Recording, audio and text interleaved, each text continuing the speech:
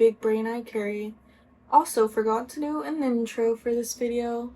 So hi, welcome. This is going to be the intro.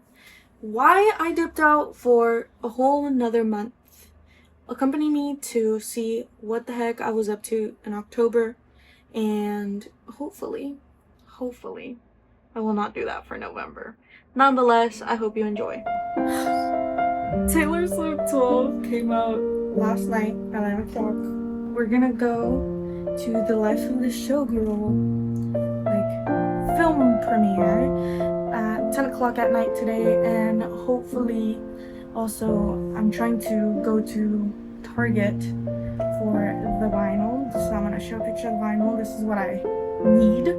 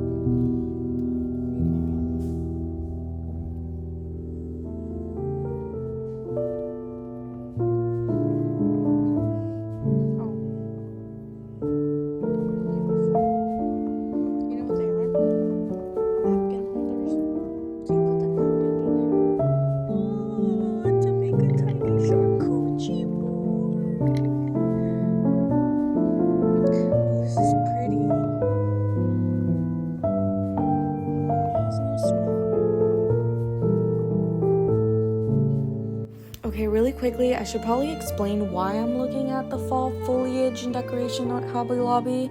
So for my Bookstagram account, the way I set up and take my pictures, I do need a lot of decoration, and with the seasons changing, especially very fast around this time of year, I either change up the whole setup or add some like stuff to the setup to incorporate, fall ending, Christmas beginning, something like that.